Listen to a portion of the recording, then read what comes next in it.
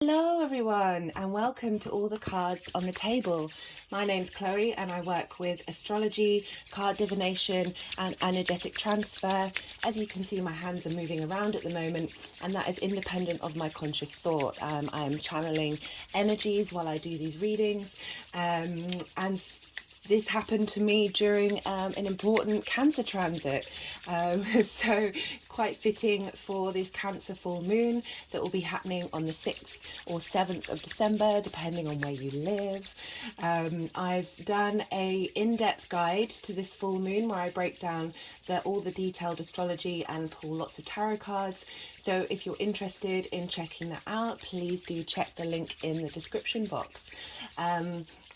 So this full moon, I'll do a quick summary. The full moon is in Cancer at 16 degrees. It's opposite the sun in Capricorn.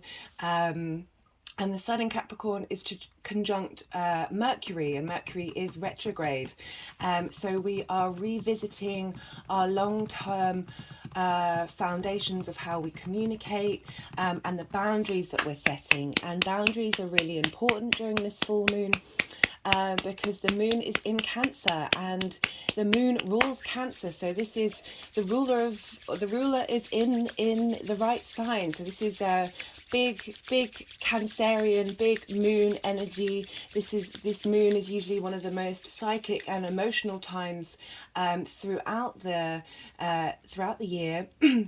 And Cancer is the first water sign. It's a cardinal sign, which means it instigates and starts things. It's the exploration of emotions and what we care about. And it's, as I said, it's the first water sign, and water represents our emotions. So it's very that embodied sense of sensations. And also it's dealing a lot with emotional trauma. And this tends to happen during our early years, and the programming gets embedded and we often forget about it. The moon can be linked to memory. This full moon is asking you to hold space for your emotions, but also with this Mercury retrograde in Capricorn, that's a very grounded, responsible energy. It's asking you to be mindful in the way that you explore those emotions. This full moon is asking you to tap into your own needs as well as the needs of others in a way that so what came up while I was writing my notes for the main video is this book called The Body Keeps the Score, and this is where we have where we store emotions in our bodies, and this blocks our energetic flow, our chi. And how there are so many different practices that you can do to help release these energetic traumas or emotions and memories. And the full moon's a really good time for activating and releasing. It's when the sun's light is on the moon. We're having our conscious being, our sun, our sense of self being projected onto our unconscious and our instinctive emotional responses, which is the moon, and helping facilitate clarification of our needs.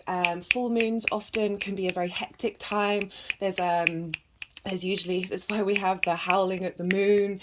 Hospitals and police stations can get overrun at this time. It's a really great time to notice what comes up in your surroundings, and particularly with the home, because the moon is both the moon and Cancer are linked to the home. That what comes up in your surroundings, the people around you, what's triggering you, and what you're triggering within yourself. These are very helpful tools to highlight what it is that is hidden within us, and those unconscious instinctive responses, and how we can be mindful with them and navigate with them. We can undertake lots of breath work, eat nourishing food, hydrate, do some form of physical exercise. That's a brilliant way of releasing energy. So with the astrology, as I said, we've got Mercury conjunct the Sun. We have Pallas Athena, which is an asteroid, conjunct the Moon. Pallas is a very logical and rational energy. The goddess represents wisdom and learning. This is really helping us forge some independent, embodied wisdom. We also have some really wonderful but complicated aspects. There's one called a cradle, and it's made up of the opposition between the sun and the moon, and sextiles, which is a aspect of Venus, so it's a harmonizing devotional aspect, from the moon to Uranus, Uranus to Vesta, which is another asteroid, and Vesta back to the sun. We also have two trines. We have the trine with the sun, and a trine is a Jupiter aspect, which brings about abundance and opportunities and wisdom, and that's the trine between the sun and Uranus and the North Node, which is in Taurus, so that's two earth signs. And we have a trine between Pallas and the moon and Vesta in Pisces, which is a water sign.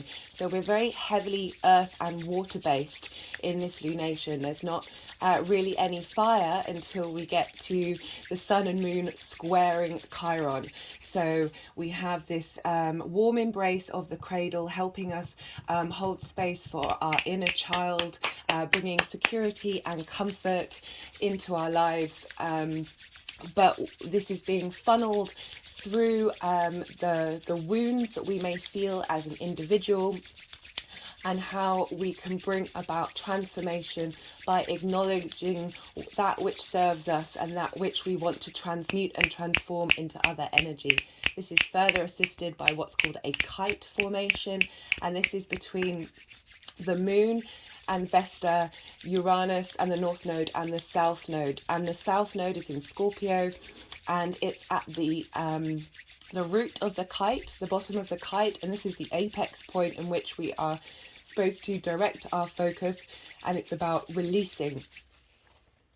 Apologies, as I was talking for the last 30 seconds or so, I had a real itch in my throat. I feel that this is linked to energetic releasing of how we communicate with not only the outside world, but ourselves and the perspectives that we have and hold. This is one of the cards that came out for the main reading. This is about not making assumptions and holding space for different perspectives in order to create space and let the universe in. One of the main things that I brought up in the main reading was two assumptions not to make, and that is to not assume that your emotional state and feelings are as transparent to the outside world as you may think them, and that you don't know what's going on in somebody else's emotional state. Making assumptions, don't make assumptions, ask questions. And when we make assumptions, we're meaning-making machines. I mean, we all do it. I'm doing it right now in these videos.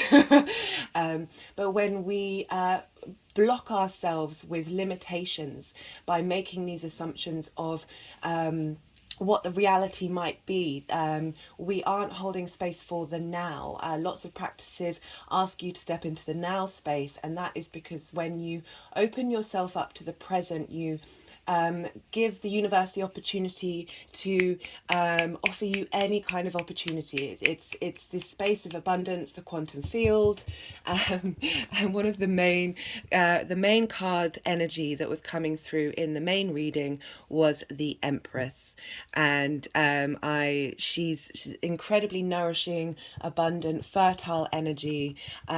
We have Venus in a heart here. We have the little bunnies here that represent new life, new space, new beginnings, new emotional states with this Cancer full moon.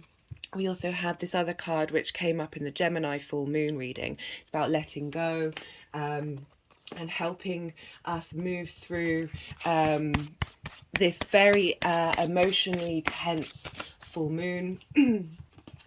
and the energies are holding us. As I said, one of the main aspects, patterns, is a cradling the baby within, and we also had the unseen card, which is about acknowledging that if you, even though you can't see it, doesn't mean it's not there, and that spirit is always with us, sending us messages, helping us work through whatever it is that we need to work through, no matter how difficult it is.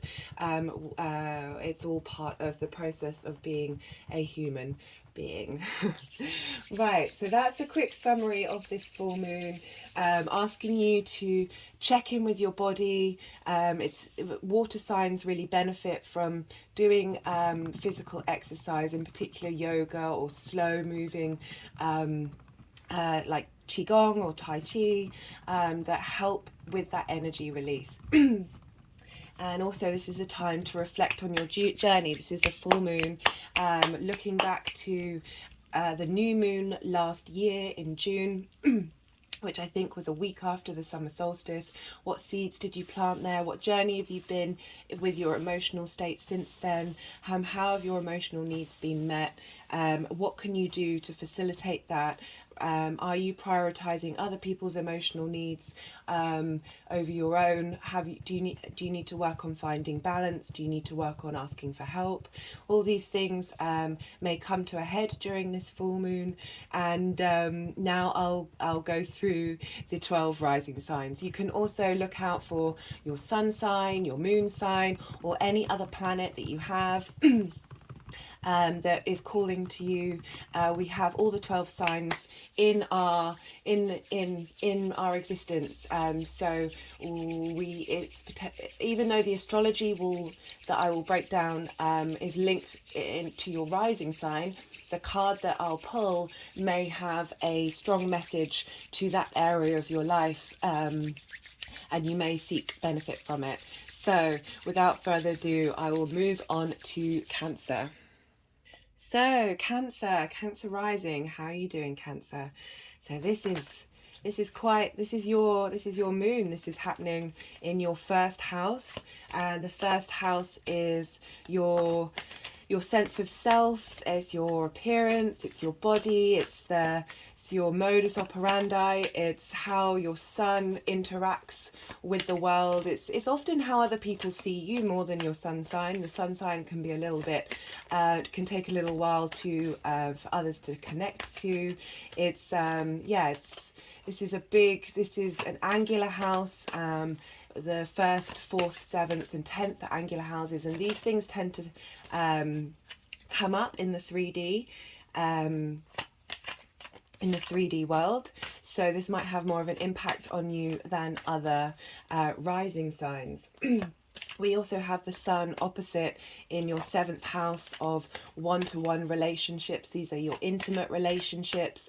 These are the people who know you well, or the people that you interact with on a professional level. Say if you do consultant work, where you have one-to-one relationships. This is also long-term partnerships. This is long-term friends. These are the people that you have in your life who have a big impact on who you are. And we have Chiron, which is a focal point of this full moon, and that is in your 10th house of career, your purpose in life, how the big outside world see you. So Chiron's been going through Aries for a while, so it might be that you're working through your own perceptions of who you are in that area of your life. And with this T-square between the sun and the moon, this is helping integrate your sense of self and your emotional responses to who you are and how you're reflected in the world with your one-to-one relationships. We also have Mercury retrograde in your 7th house, which is helping you reevaluate your one-to-one relationships, your communication there, helping with long-term structures, in your communication style, or how your one-to-one relationships are communicating with you. I really like this moon in your first house. This is helping, especially because it's the first house represents your body. So this is going to be some big energetic clearing during this time. And yeah, just I really recommend being incredibly mindful during this period in the lead up and afterwards. With full moons, we tend to there's a bigger trajectory than just the day itself, and really finding space to be still and to nourish yourself. So we have the Ace of Wands. So this represents new passion, new drive, new motivation. And so I feel like the releases that may happen over this full moon are going to help with the healing that you're doing in your 10th house, and bringing a spark of motivation in that area of your life. The aces hold the energy of the whole of the suit, so it's about new beginnings, a new journey, a new sense of physicality, of drive, of motivation. Also, the Ace of Wands can also represent sexual energy. That is, I'll leave that up to your imagination. But interestingly, with this also with the Sun in the 7th house, and this clearing in the first, that it may help you on a new journey of that creation energy, however that may manifest, a new way of looking at things, a new way of understanding yourself, and a new drive to get up and go and move forward. The Ace of Wands can also help you get in touch with your instincts, and just giving a sense of new opportunities and a revitalization of life. And I said in the beginning about doing some physical work, Cancer. This, I feel like getting some movement in your body during this time, and helping transmute that energy and transform it in whatever's stuck. I'm not a big fan of cutting cords or severing. That may be part of your practice, but I feel that this is asking to, during the full moon, but this is I also see this as a consequence of the full moon, of movement, of energetic movement to help you release whatever is stuck, in order, as I said, I'm not a fan of severing and cutting, that whatever comes up, even if it may be traumatic or things that you don't like, using whatever spark that's within those energies, that you can then transform it into a new state of being. And I really like this for you, Cancer. And here's the energies wanted to provide a bit of transference of energy for you at this time. And yeah, I'd love to find out and hear what you have, what you experienced during this time. All my best.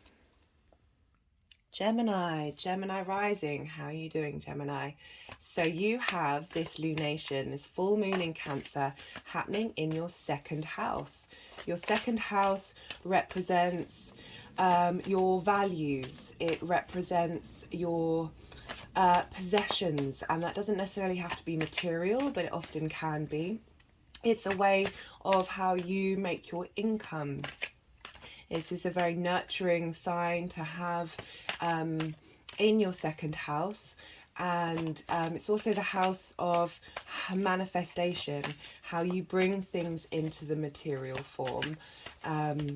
We have this opposite with the Sun and Mercury in Capricorn, which is in the 8th house which is the house of shared resources. It's a place of inheritance. I often see it as not only 3D inheritance, but cosmic inheritance.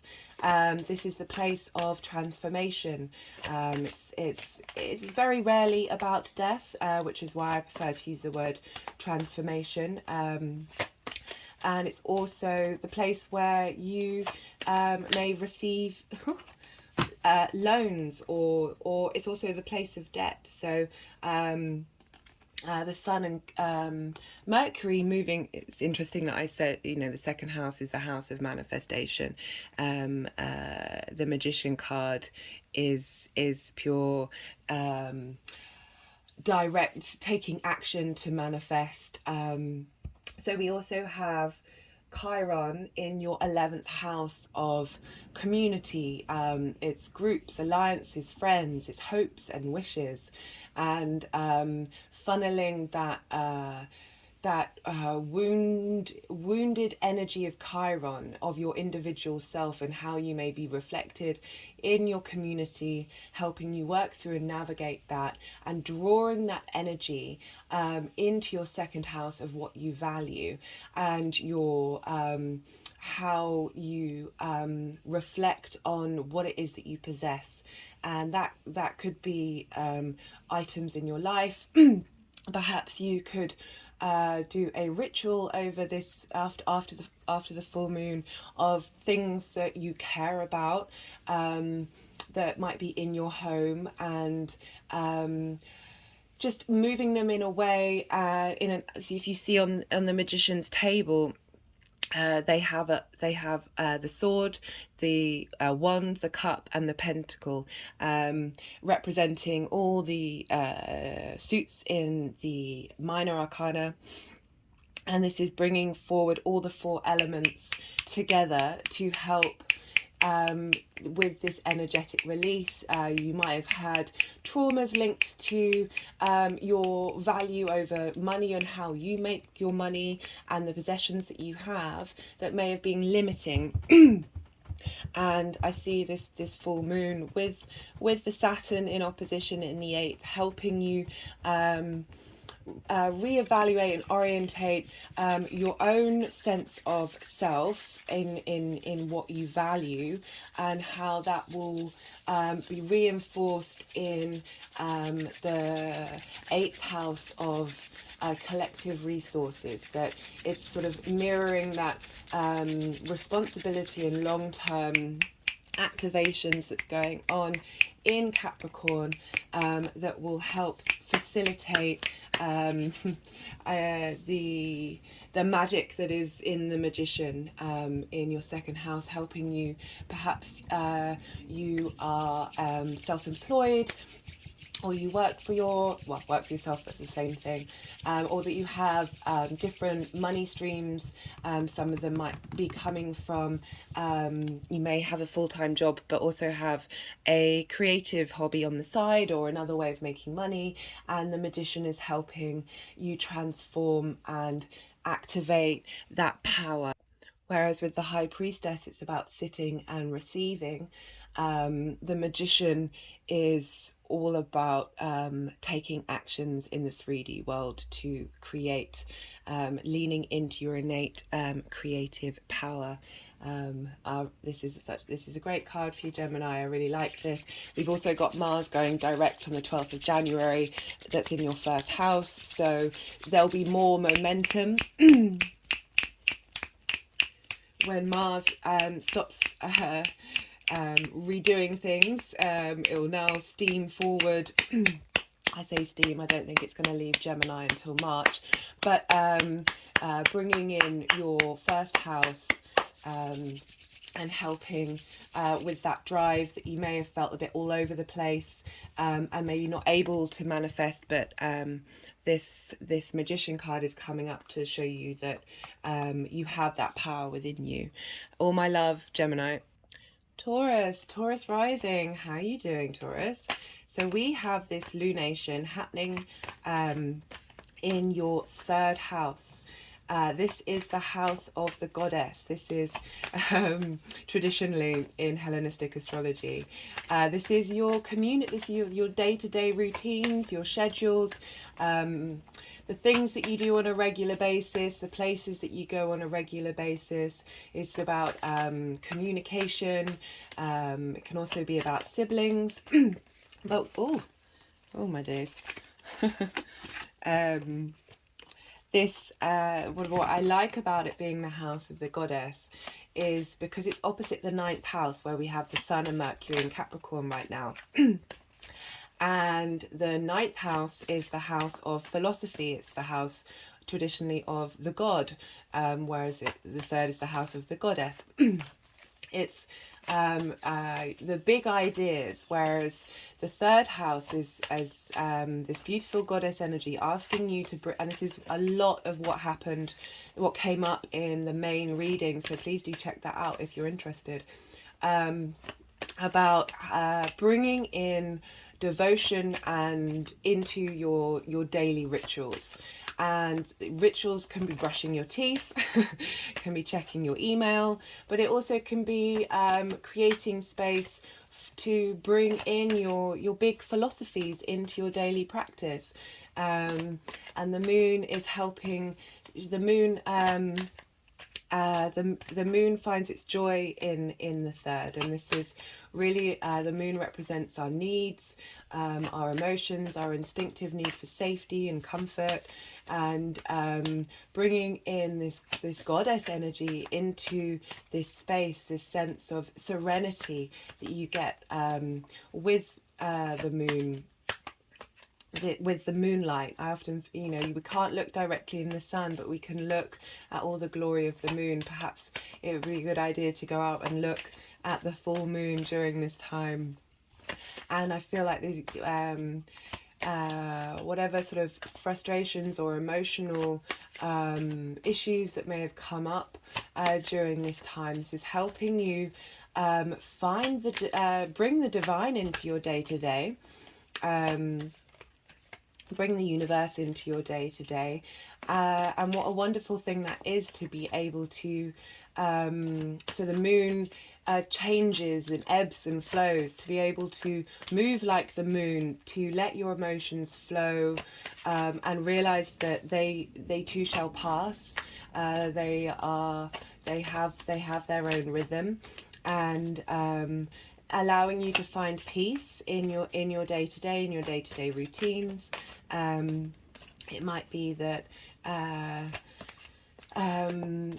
people in your local community trigger you in certain ways that are linked to inner child traumas or traumas that haven't been resolved, that will give you the space to be able to reflect on what comes up, and being mindful and respecting and understanding the process, while able to be a bit objective with this Mercury retrograde in Capricorn conjunct the Sun. We also have Chiron in the 12th. The 12th is the hidden house. Chiron moving through there, and Aries is that first spark, that individual, and helping you. Chiron will be helping you, especially with this moon in Cancer, helping you connect to those wounds that might have been hard to distinguish, because the 12th house is the house of mystery. It's that which is hidden from us, and that which is unseen, and that which we cannot touch. Sorry, there were sometimes I get sensations about whether I know whether these cards, sometimes cards come out which I don't, it doesn't feel like that's the message that's coming through. So with Chiron here, being facilitated by the grounded responsibility of the Sun and the heightened emotional sensitivity and connectivity, is helping shine a light on whatever wounds that are hidden from you, that as I said, might come up in your local. So we pulled the Death card here, as I was talking about that which is hidden in the 12th with Chiron. The Death card is about transformation. It's when it's upright, it's about accepting and being aware of that transformation, being able to move through it. After the Death card is the Alchemy card, the Temperance, about bringing into balance, having integrated every part of yourself. And with this Chiron in the 12th house, may help. You may not even be aware of what's going on. Sometimes with the 12th and that which is hidden from us, it may integrate without conscious thought. But whatever's going to go on during this full moon is helping you release and transform that which doesn't serve you, that which you may be unaware of, and moving into the next card, which is Temperance, which is that space of integration. And as I said, you don't even have to be have full understanding of that integration. It can just be a process that's happening on an unconscious level, particularly with this full moon that's in its own house. It's, you know, the moon rules Cancer. These instinctive emotions that we have, these formative emotions that we have, are being tended to, and your needs are being taken care of in the cradle aspect that I was talking about earlier. So I hope that helps, Taurus. Aries rising. How are you doing, Aries? So we have this lunation happening in your 4th house. The 4th house represents your foundations, your roots, your home, your private life, your parents, your ancestors. It's at the bottom of the circle of your natal chart. It's the darkest of the night. It's this sense of privacy that you have, but it's also often a space of trauma, as it is linked to. So we have the 5 of Cups here. And the 5 of Cups is about grief and sometimes not being able to let go. If you see, this figure is looking at the 3 cups that have fallen over and is unaware or not paying attention to the 2 cups that are upright. And that is about being in a space about holding on to, I mean, grief is so important. They often say grief never goes away, it just changes form. So it's not asking you to separate yourself from grief or deny that or repress that. But when the 5 of Cups comes up, it's signaling to the reader that it's time to turn around. It's time to pick up those 2 cups and go on your journey, because there, even if you may feel in a state of loss and abandonment and grief, that there will always be things that hold space for abundance. We also have in the back of the picture, we have a river with a bridge going over it, and that is connecting the 2 energetic spaces, that space of grief to that new land. And if you see, there's a building on it representing finding a new home, a new emotional home, a new physical home. Interesting that it's coming up for the 4th house. But I wanted to talk more about the sun is in Capricorn, which is in your 10th house. It's helping you reevaluate, especially with the Mercury retrograde, what it is that you think your purpose is in life, how it is you want the outside world to see you, and how you want to communicate with the outside world. And we have Chiron, which is the apex of this T-square of one of the main aspects of this lunation.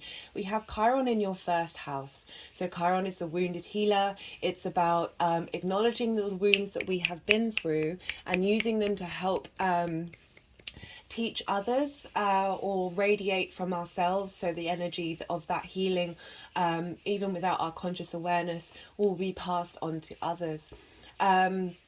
So I wonder if you've been going through some things in your home life, and this has been affecting how you see yourself. As Chiron is in the first, which is your body, your appearance, how others see you. It's how your sun navigates out in the world. And because these are angular houses, is the first, fourth, seventh and 10th. This tends to show up in the material world, and this can also reflect on grief that is in your unconscious, because we have the moon here that has happened in your childhood, happened in your past, that has affected and created limiting beliefs in reference to your home and your sense of safety, your sense of ability to nourish yourself and your own needs. And also with this opposition with the Sun and Mercury, as I said, helping redefine how you go out into the world.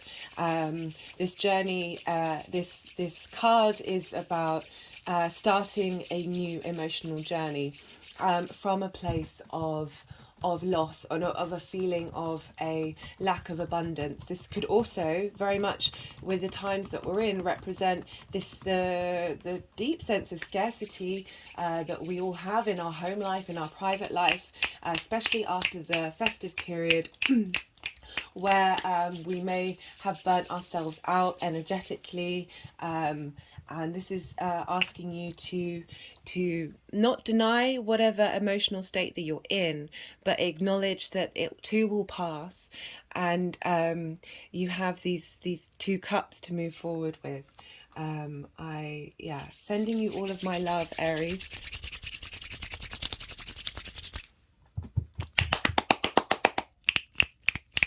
The energies just wanted to come through for a bit with you, Aries. Wishing you luck out there. Pisces rising. How are you doing, Pisces? So we have this lunation for you in your 5th house of creativity. So this is trining your ascendant. There's opportunities here for big energetic release or psychic downloads, a reinvigoration of your creation energy. We have this opposite with Saturn and Mercury in your 11th house of community, friends, groups, alliances, hopes and wishes, helping you reevaluate maybe what communities you want to be in, or how you want to communicate with those communities, and what sort of wishes and hopes that you have, helping you really focus on your long-term goals and needs and your sense of integrity and responsibility. And we also have, with the T-square with Chiron, that is in your 2nd house of values and possessions. It's how you make your personal income. This is all very cardinal energy. We've got lots of abilities to start new journeys and break through old patterns. I feel that maybe there might have been a creative block with the moon coming into or at least if there is a creative block, this moon is going to help release the energetic connections that are stuck in your body, to help you tap into your creative energy, and balancing that with how you transmute that into your community or into your wishes, that is going to be funneled by the transformation of Chiron in Aries, helping you understand what inner wounds you may have linked to your sense of individuality, your sense of self, your drive, that Aries drive, that warrior space of how you protect yourself and your finances and your possessions. And it's also the house of manifestation, of helping break free and set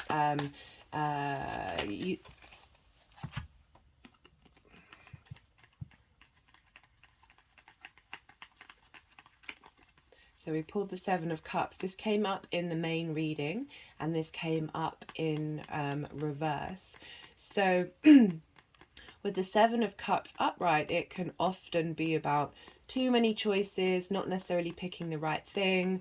There's this fog around it, this sense of illusion of overabundance of. There's also a sense of luxury, this indulgence of the Seven of Cups, but in reverse, it's about.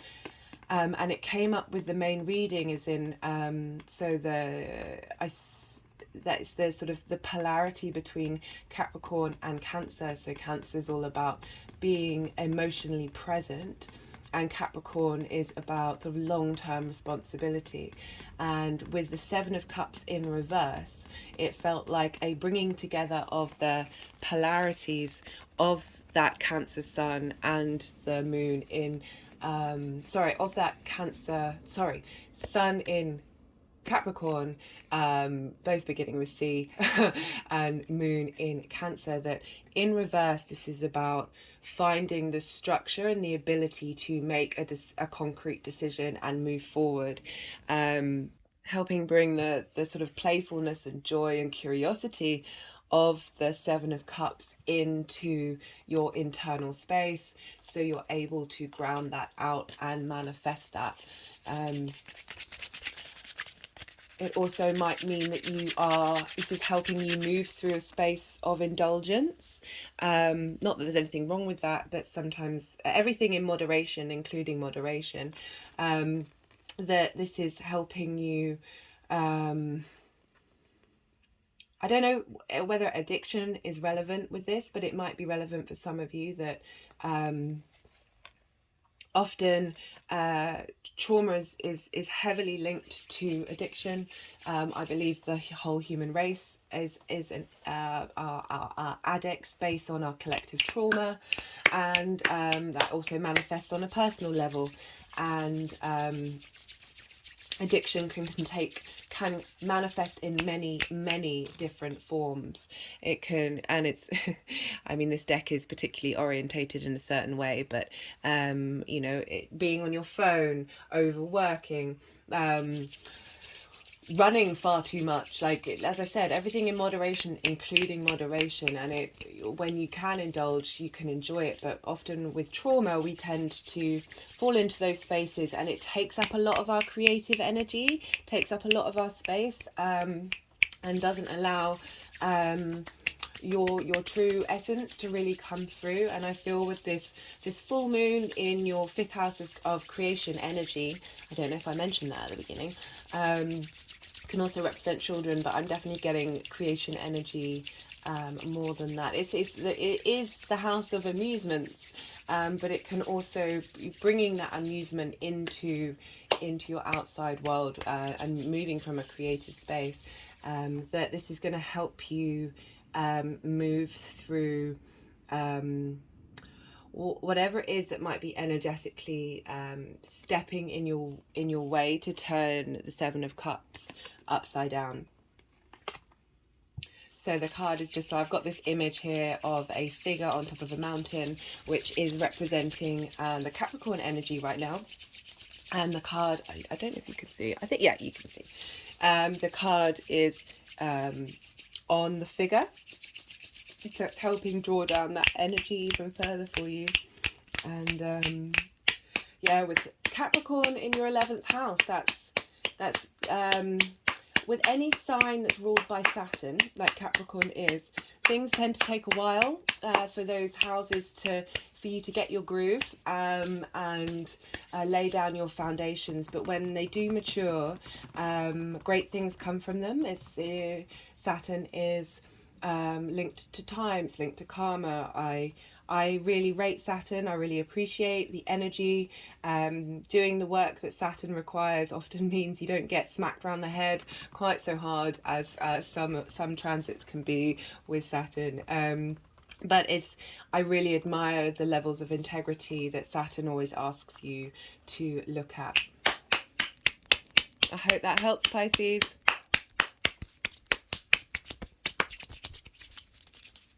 I just wanted to give you a little bit of energetic transfer.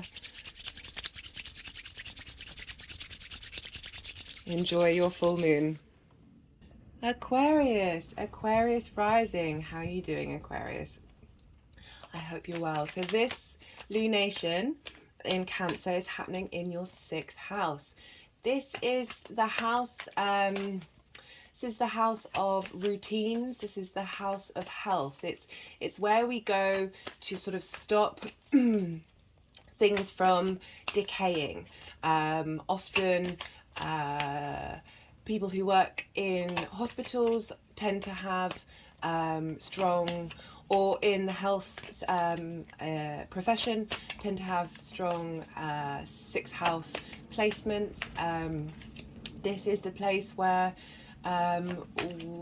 we help regulate and create healthy, well, it's asking us to create healthy routines and healthy boundaries that keep you being you for longer.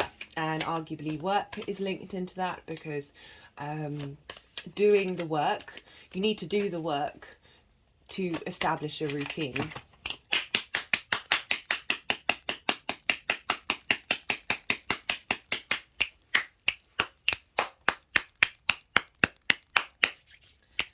Sorry, that's the loudest the energies have been.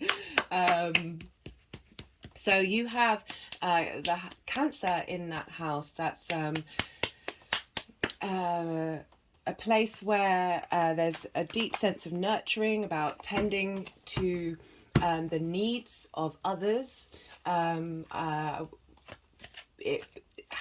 I feel like you need to tend to your own needs and prioritize your own needs and your own habits and rituals. This moon is going to help release any stuck energy that is getting in the way of you prioritizing yourself in this space. We also have the Sun in Capricorn, that is in the 12th house. So this is the hidden house. This is that which we cannot see. It's the house of mysteries. I have Cancer in my 12th house, and I've had a lot of magical things come through that house. It might be that you get some, let's see if that's, no, do they want some more? Yeah. Occasionally with each reading, 2 cards or so might come out. It's usually because they want to tell a story. I just pulled out the Ace of Swords, but I feel like I need to carry on talking to get some more. Anyway, so the 12th house, the hidden house, you've got a Mercury retrograde there that's helping go over what might have been bubbling up during this Capricorn season, what mysteries might have been revealed that will really help you in the long term. So you're ruled by Saturn, and Saturn is in your 1st house. It will be leaving in March, which you might be grateful for. But with houses that, signs that are ruled by Saturn, it takes a while for things to mature and to get going. And I feel with this this full moon, this is helping you draw in the mysteries, the unknown, the unseen, the place where you ponder your sense of self, or that which you it may be the breaking down of self during this time with that Mercury retrograde, in order to be rebuilt again. And we've got Chiron in the 3rd house, which is the house of your day-to-day, your routines. It's more how you enact your routines rather than the actual routine itself. It's your local community. It's the things you do on a daily basis. It's also the house of the goddess, and you've got Chiron going through there. So it may be that you might get triggered in that area of your life that's helping release energy through this Cancer full moon, that's going to help you establish long-term goals that are really going to facilitate your your health and the way that you work. And this may also be a reflection and a boon that since the new moon last year, you may have already been working on these things and helping move through this space for bringing in those routines and helping yourself and prioritizing yourself. You may well have been doing that already, and this full moon will be illuminating that and also I feel revealing whatever you may have missed. And you may not be consciously aware of it. It may pass through you without maybe until you may get more clarity when Mercury goes direct on, I think it's the 18th, and then the communication may flow a bit more from your 12th house, illuminating those mysteries and helping bring into balance whatever insight you may get from that 12th house into your ability to nurture and take care of yourself. I feel that's a big priority for you, Aquarius. So the second card that I pulled was the Two of Cups, and this is very often the love card. And we've got the Ace of Swords, which is about a new way of thinking, new ideas, but there's also a deep sense of victory with the Ace of Swords, of starting a new path, of starting new way of, I guess I would link, even though it's an air, well, you are Aquarius, you are the final air sign. It's I don't often interpret cards in terms of romantic relationships, even though they are very much a big part of our lives. I often feel that that can be quite isolating for people because we're not everyone's in that space. And in particular with these houses, it doesn't scream new love to me. I feel like it's so if you see in the cards, they are offering each other a cup, and they're about to take an oath and pledge their love to one another. And you see at the bottom it says make love not war. That I feel that I mean, we all have dualities within us, but I really feel like it's you making a pledge to yourself, or this full moon helping you get to a space where you're able to do that.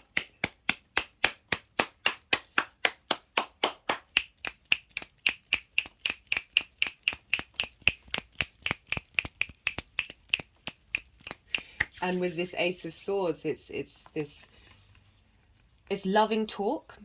It's bringing love into the way that one communicates. There's new with the Ace of Swords, it's about this objective, rational air space. This bringing clarity, and I feel that it's an interesting combination, that it makes me think that you're going to believe maybe you've not been able to take loving yourself seriously, and how with this combination of cards you're going to be able to accept that. And when love is such a strong motivator, and often we direct love outwardly rather than inwardly. And in particular with the 6th house of and with the combination of Capricorn in the 12th, of that sense of responsibility that can be true deep love, because you're basically adulting yourself, and not and that impact on the 6th is genuine devotion and love and care and nurturing to your long-term space. And with that Ace of Swords, you're going to take this journey seriously and therefore be able to implement it. I hope that helps, Aquarius. Sending all my love for this full moon.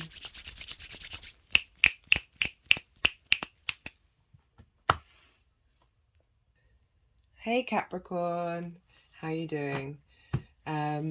So we have, okay, that came out quite quickly. We have the seventh, sorry, we have this, that's distracted me a bit. So it's the Ten of Swords, which, although is a very daunting and scary card, it means the end of a cycle of anguish, betrayal, just pain inflicted. You see there's the figure is stabbed in the back, so it can be often linked to the damage other people have done mentally. And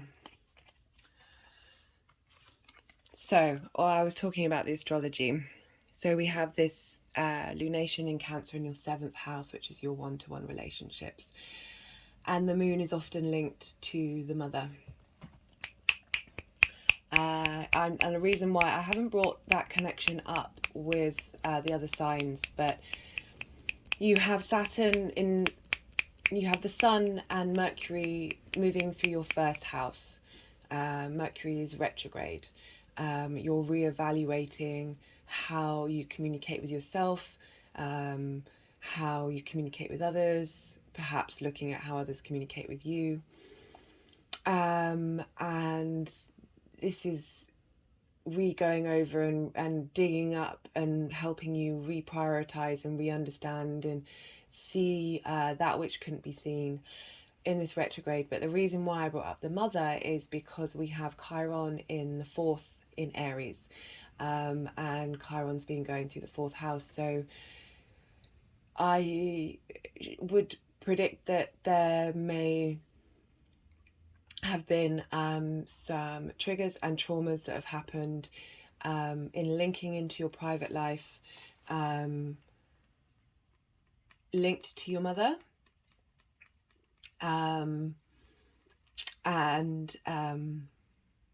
sorry, my throat's just got quite energetically swollen. It's just part of me's wanting to cry a little bit. Let's see if there's any other card coming out. But with the 10 of Swords, this period is passing, and or your not emotional, mental way of connecting to that is changing, because sometimes some traumas, some triggers don't ever go away. It's about how we respond to them, which is why I'm really seeing the parallels with Mercury in retrograde in your 1st house, helping you establish long-term ways of what you hold integral, what you find to be important in communication, what swords will stab you in the back, what swords will stab you in the back, whether because when the 10 is reversed, there is a sense of resurrection, because the swords fall out and the figure gets up and walks away.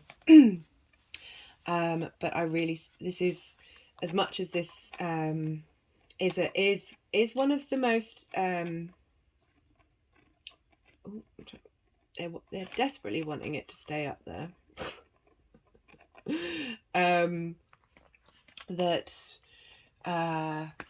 It's passing. This is you've been through a lot. You've taken on.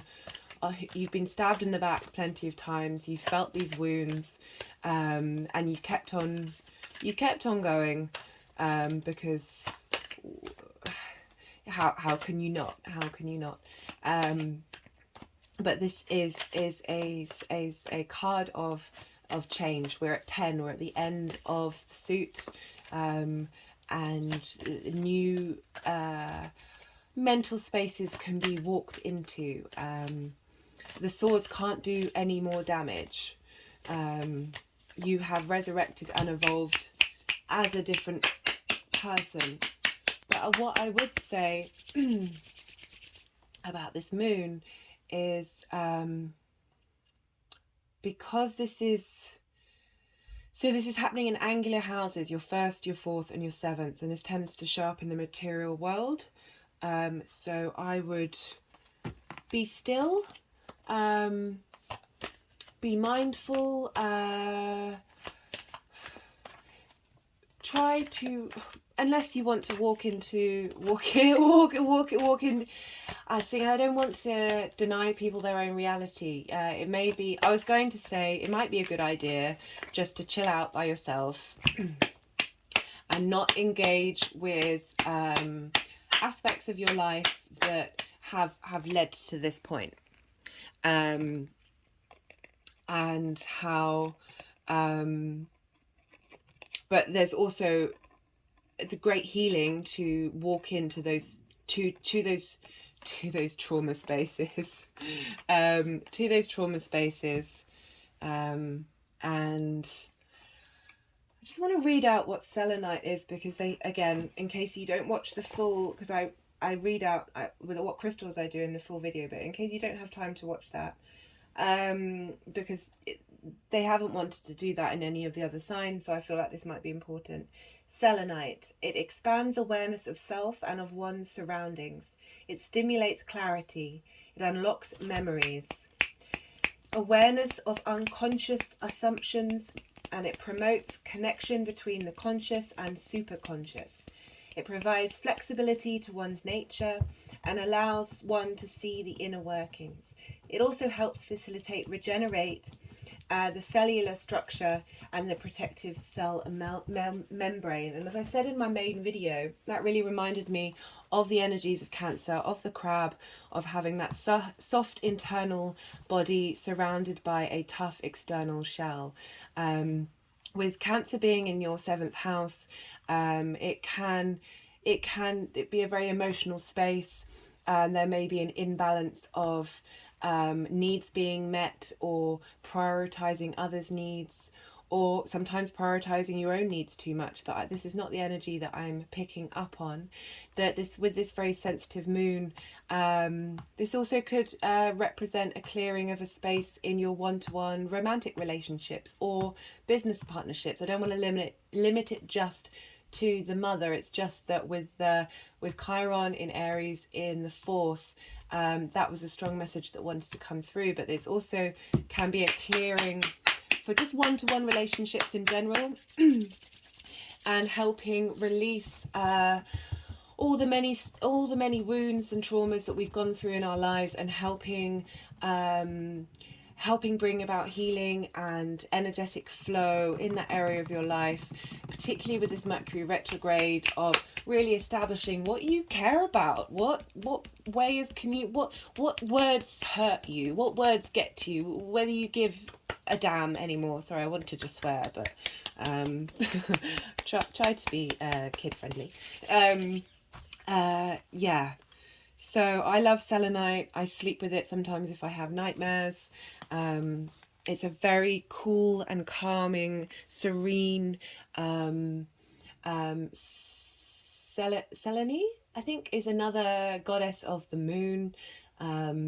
It's just a very soothing crystal. It helps clear, never needs cleansing. It helps clear your energetic field. I really recommend running it up and down your spine to help clear blocked energy. We have a lot of our, especially if you've got Aries, Chiron in Aries, linking to the 4th house, which is ancestors and karmic trauma, and that is very often stored in the spine, which is why so many people have back problems, in my opinion. Anyway, Capricorn, that was a bit heavy, but not surprising given the angular nature of the houses, and having Cancer in your 7th house, which is a deep place of nurturing and but also emotional sensitivity, and this is helping highlight and transform this energy. Sending you all of my love, Capricorn. Sorry, Capricorn, I just paused to because I pause in between each of the signs. I know that's not, where are you? And I was talking about the spine and selenite, and it came to me about how all these swords are along your spine, and how much space you may have been holding for your ancestors in your body, and how this full moon is a honoring from your ancestors, collective, galactics, whatever it is that you switch into or aren't even aware of, how grateful they are. Oh, this is making me cry. How grateful they are for what you have held and walked through, and how this full moon is a space for deep, deep energetic release. Oh, this is the first time I've ever cried in all 12 signs. I think the last time I cried was in the Scorpio eclipse. That was, again, tapping into anyway, okay, I'm gonna just sort myself out, and then I'll get back to Sagittarius. Sagittarius rising, how are you doing? I hope you're well, Sag. So we have this lunation happening in the 8th house. The 8th house is the house of shared. I've just pulled the Hangman. I'll wait a second to see if anything else wants to come through. It's the 8th house, the house of shared resources. So we've got the Three of Swords in reverse.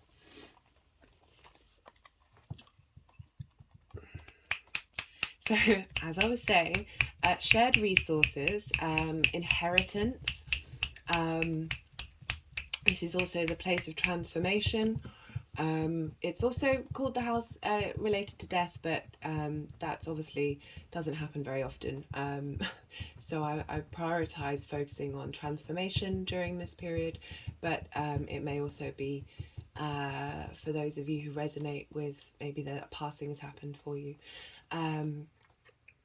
I also find that it's not only 3D inheritance, but cosmic inheritance. It's the place of contracts with sort of the outside world that can be like car contracts, loans, debt, the giving of loans. And we have this opposite your 2nd house. So we have the Sun and Mercury. Mercury is retrograde. In your 2nd house, that's your house of values and possessions, and it's how you manifest things. Interestingly, at the moment, so while I was talking, my hand was rubbing in circles on my heart chakra and has now moved around my throat, and is the other hand is now there. That's why you can't see my hands in shot. I do apologize.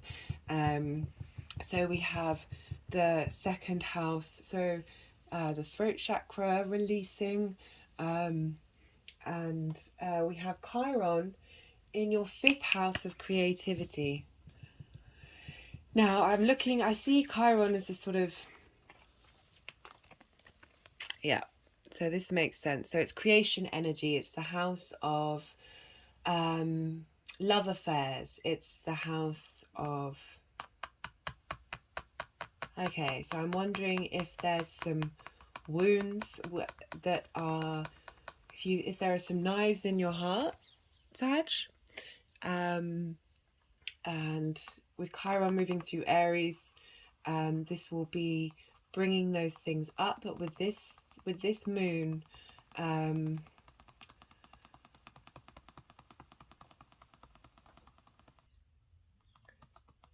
So with the Hanged Man is it's a wonderful card, but it's a card of pause.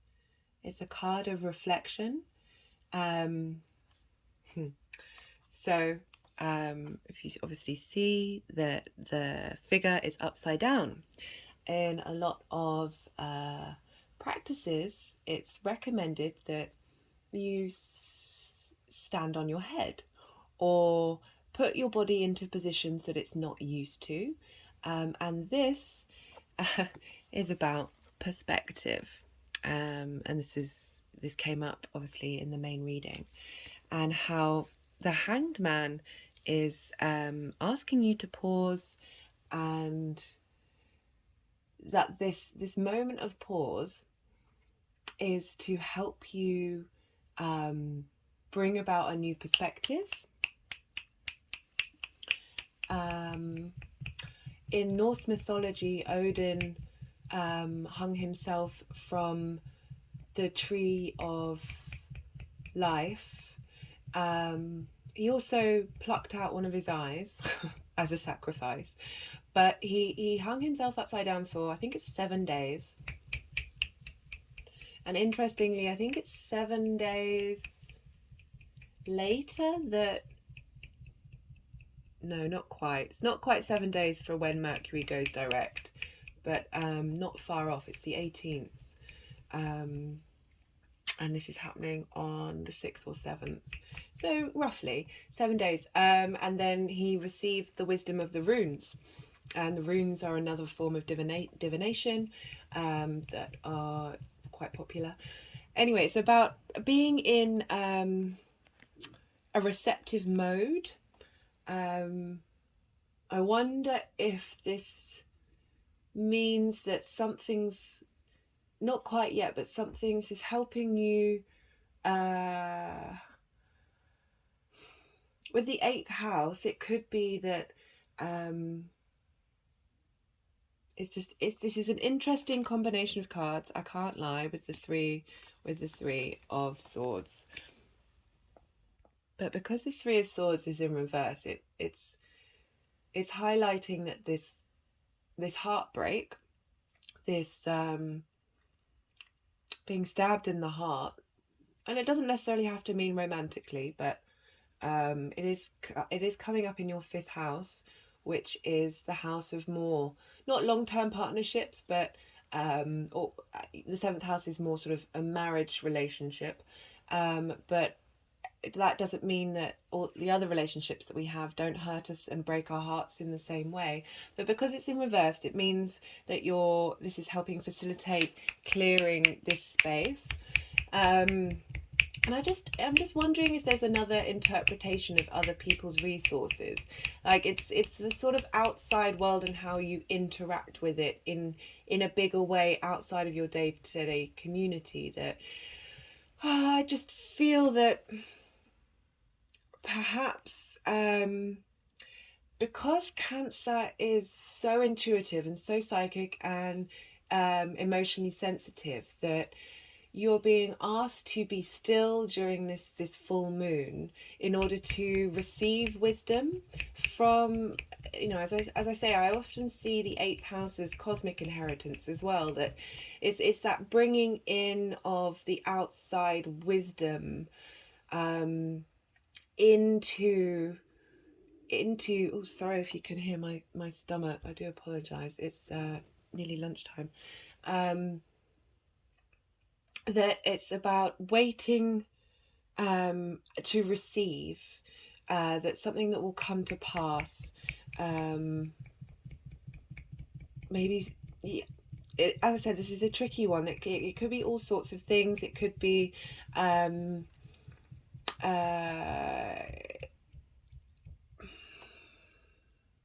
I keep coming back to this idea of being in this receptive mode that will help you reorientate how you interact with the outside world in that way of exchange.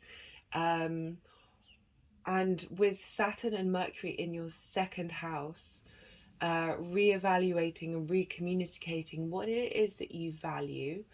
And often heartbreak can get in the way of everything else. Even if we think we've dealt with it, sometimes it's still deep within us. And this is heart grief. It doesn't, as I said, it doesn't have to be romantic, but how that may, working through that release, that healed, that comes from the outside world,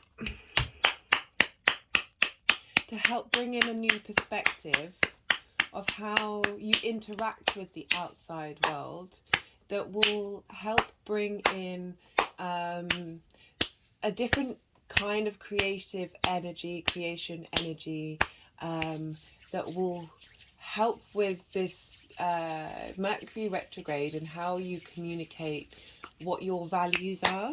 And it's also linked into income. There could be receipt of wisdom that will help you that there will be some wisdom coming through from the outside world that will help collaborate with your second house of resources, of your own personal resources. I hope that helps, Sag. Sorry, that was probably not one of my best. But as I said, it's an interesting combination of cards. I will ponder on that more, and if something comes to me, I'll put it in the description box. All my love, Sag. Scorpio rising. How are you doing, Scorpio? So you have this lunation happening in your 9th house. This is the house of philosophies. This is the house of the god, and it's opposite the house of the goddess. Saying house of the god always seems a bit odd compared to house of the goddess. I think it's because, you know, you sort of grow up in a monotheistic culture where it is just the one god. Anyway, with ancient astrology, there were lots of gods going around. So 9th house, also the house of foreign travel or higher education. So we have this,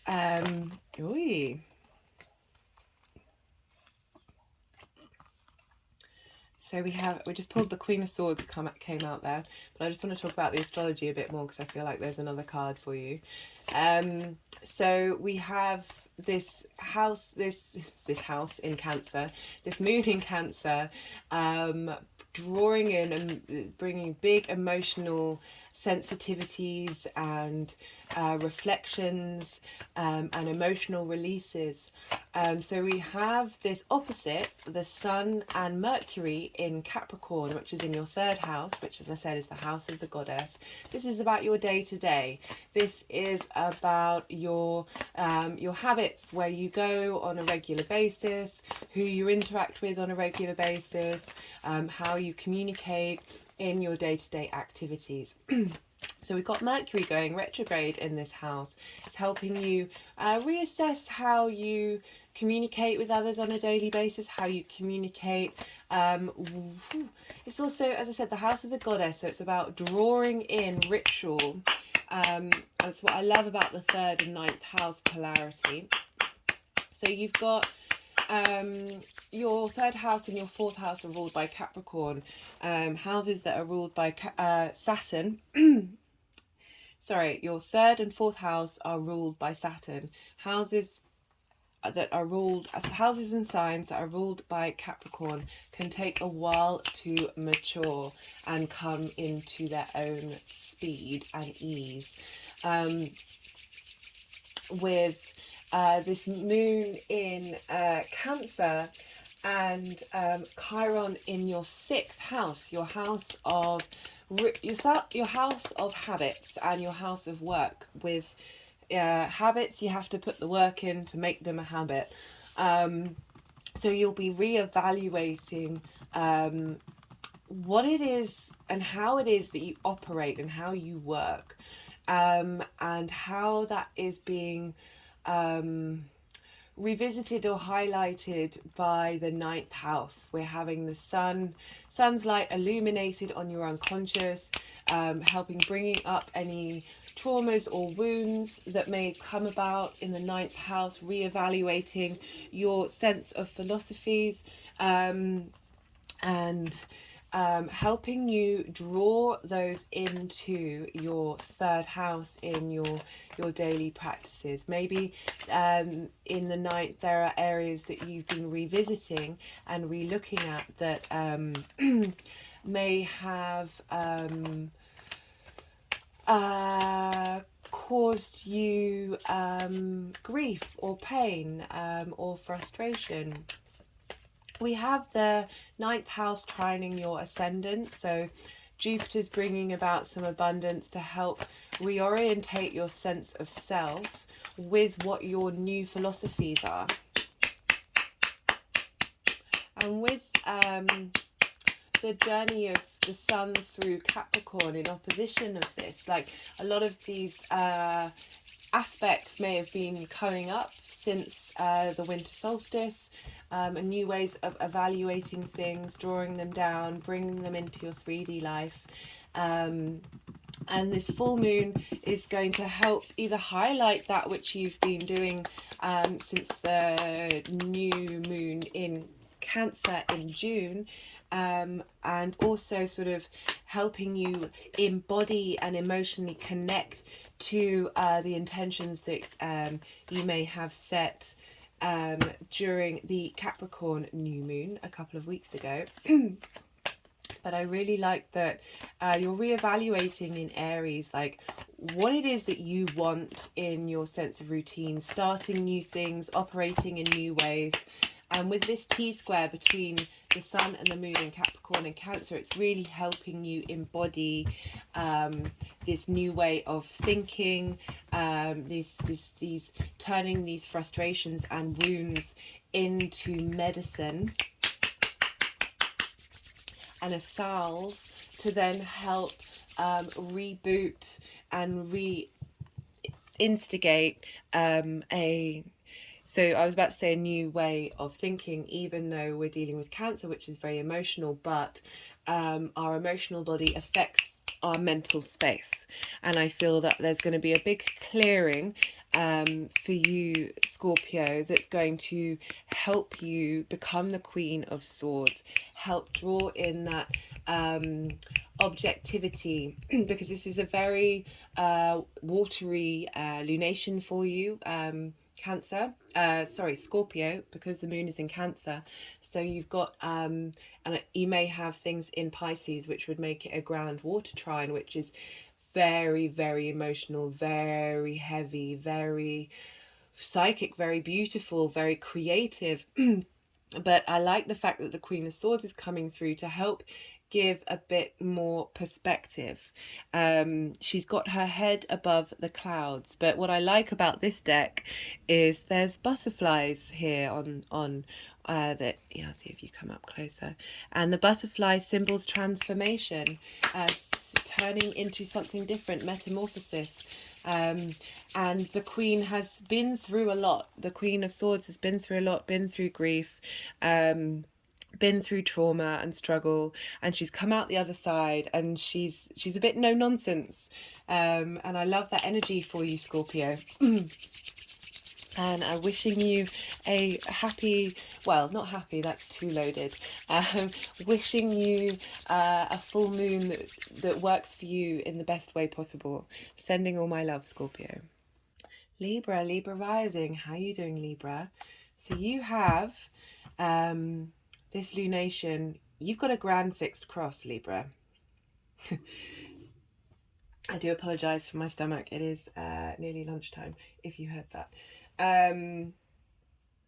So you have this moon in the 10th, which is your house of career, sense of purpose in life, and how the outside world see you.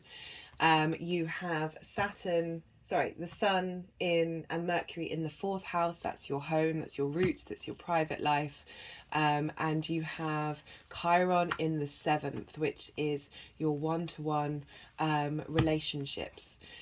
And the reason why I say, rather than just a T-square that everyone else is getting, you're getting the grand fixed cross because your ascendant, if you're watching this, or sun, moon, or any other placement that you're watching, is in Libra. And that means all the axis, So it's a cross, 1st, 7th, 10th, 4th is being activated, and a grand fixed cross has a lot of power, a lot of potential. It's basically a generator, like two batteries together running off of each other. And this is big cardinal energy. This is starting things. This is a culmination of a cycle and being rebirthed into another. And you're bringing in your ascendant as well, which is one of the most important aspects of somebody's natal chart.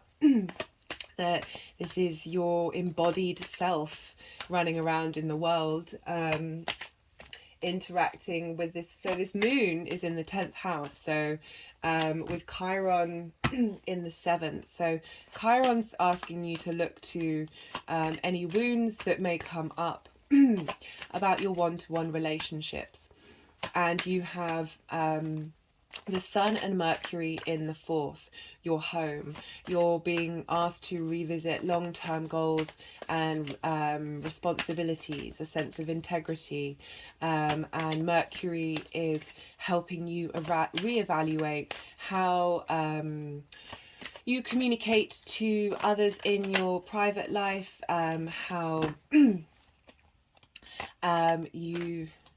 so we just pulled the 7 of Pentacles, and that is about seeds that you are tending to and growing.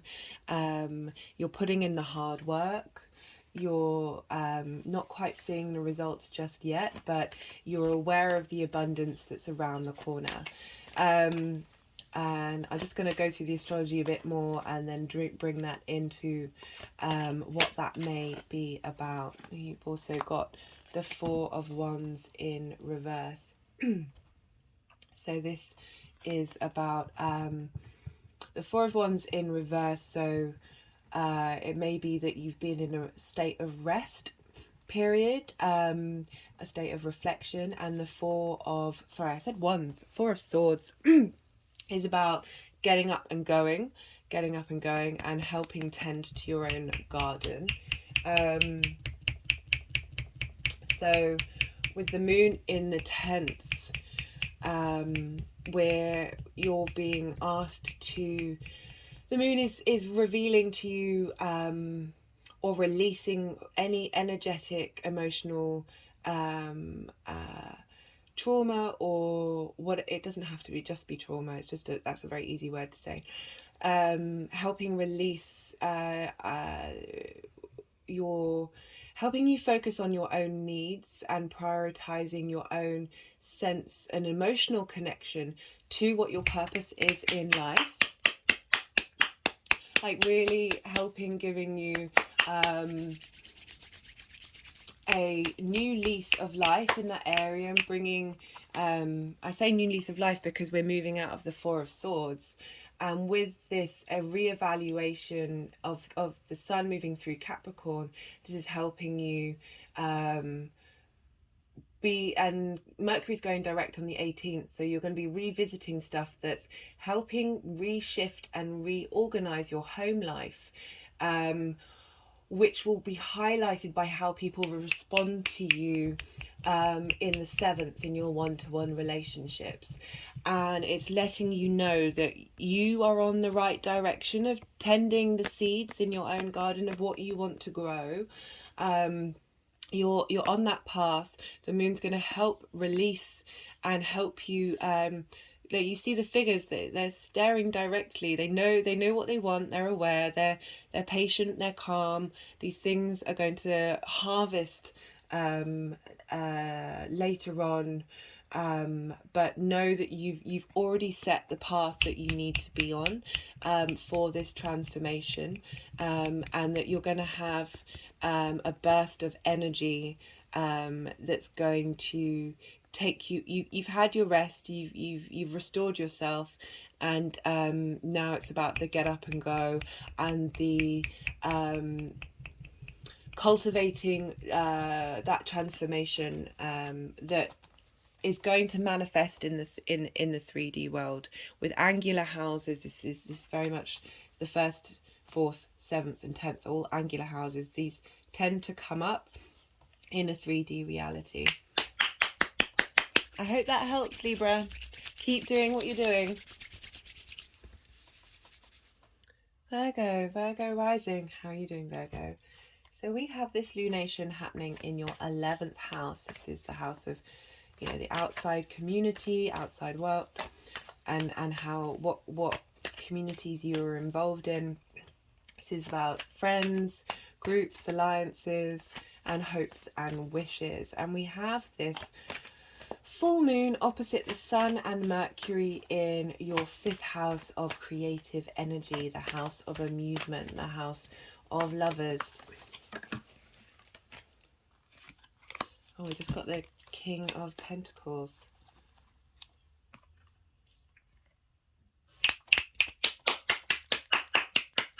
And we have Chiron in your 8th house of shared resources. This is strong earth energy, with your Virgo rising, with the energy that's going through Capricorn, that's trining your Ascendant. It's in your house of creation energy. The King of Pentacles knows what he's doing, is very confident and grounded and I like that this is coming up with Capricorn and the Mercury retrograde, that this is helping ground out the energetic emotional release that may happen with the Cancer full moon, helping release energies linked around to blockages, linked to your hopes and wishes, to your groups that you may interact with or want to interact with. This King of Pentacles is kind of telling you, look, don't worry, you've got it covered. There's a deep sense of authority and knowing and building and being able to create. It's just why I'm getting the energy of the Sun more than I am with the Moon, that the emotional connection, you may find release in emotionally connecting with your hopes and wishes to help manifest them in 3D form. Or as I said before, having emotional releases connected to whatever may have been, especially with Chiron in the 8th house, which is about other people's resources, that you might not have received what you have wanted from the 8th house, and with this light being shone on your 11th house, and highlighting the wounds in a T-square, with Chiron in Aries in your 8th, that this is helping you navigate that wounded space of not receiving any inheritance in the 3D form. But this King of Pentacles is letting you know that you've either got all of it that you need, or something is coming through to help facilitate. I remember with Virgo, what was it that came up in the last one? I felt like that was very much like some energies coming through, linked to the outside world, and helping you move through into a different cycle, really grounding that space. Because I should imagine having Cancer in the 11th house. Cancer is a very emotional, sensitive space.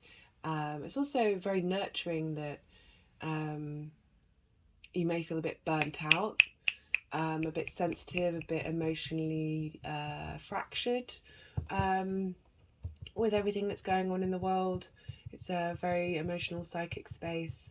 And the King of Pentacles is just reminding you that, tap into that earth energy and that consistency and that longevity that you have. Sending you love, Virgo. Leo rising. How are you doing, Leo? So you have this lunation in your 12th house. This is the house of mysteries. This is the hidden house. Often the house of isolation, whether intentional or not. The house of grief, the house of loss. It's also the house of, in my mind, magic. I've talked about what happened to me in a 12th house perfection year. And I'm a Leo rising, so I have Cancer in the 12th house. That this is, even if it means that your emotions and your own needs are hidden from you, this is a great lunation for some of those mysteries to be revealed. We also have this opposite, the Sun and Mercury in your 6th house. This is the house of routines and work. You need to do the work in order to establish a routine and a habit. And we have Mercury going retrograde during this lunation, and will be direct on the 18th. So you're reevaluating your habits and your long-term